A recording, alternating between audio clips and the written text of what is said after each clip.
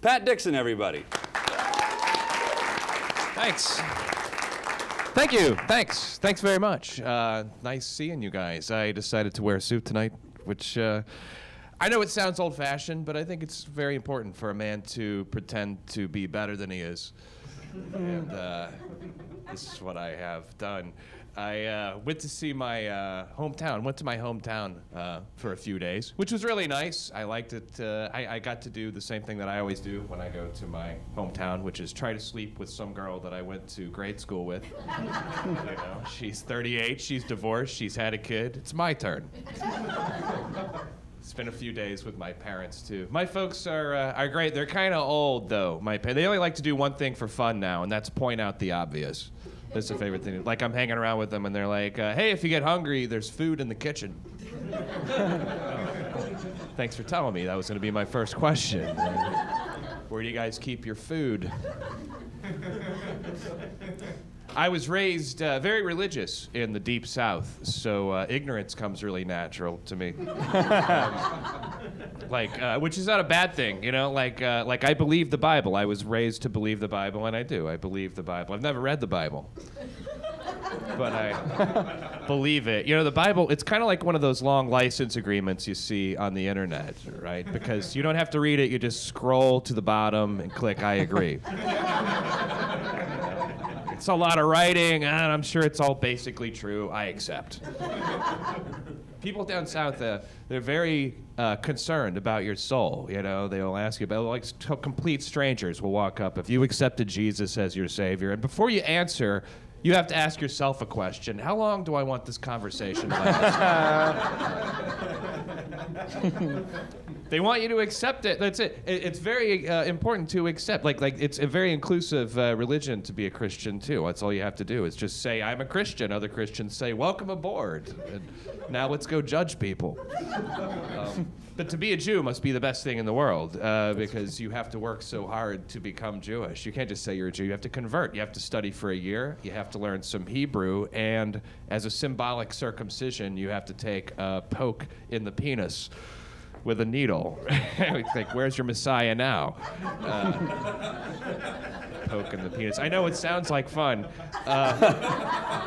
But if you're going to convert, definitely do it in that order. Go poke last. You know? Because I don't want to take a poke in the penis and then realize that I'm too stupid to learn Hebrew.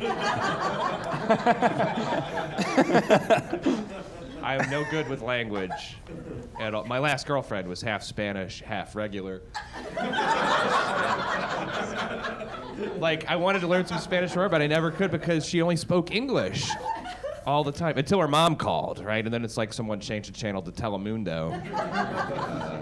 And her whole personality would change, not just her language. She would get rowdy when she spoke Spanish. Passionate, that was her word. Apparently passionate is really just a combination of loud and irrational. Just a lot of volume and craziness. You know, my mother was a Spaniard, I'm passionate. My dad was an alcoholic, I'm nervous.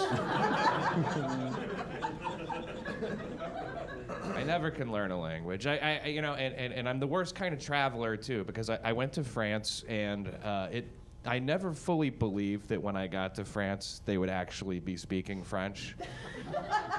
Like, I went to England and they were speaking English with an English accent, so I think subconsciously I thought I would get to France and they would be speaking English with a French accent, which didn't happen at all. So I was forced to sound everything out with my phrase book. You know, it's very embarrassing. Je voudrais crepes. Can I have some crepes, please? Por favor? You just keep doing that until they get disgusted and speak English. You know, they will speak English. They want to hear your crappy French first. You know? But if you're going to travel, don't go to someplace with a hard language like France. Go someplace with an impossible language like Greece. Much better, because there's no expectations there. You take one look at Greek and you're like, oh, there's no way I can speak it. You look at it, you can't sound it out. They have letters in the words that aren't letters. It's like letter, shape. Letter, lightning bolt. That must be Zeus, I guess. I want to sound it out. What sound does a triangle make? Ding?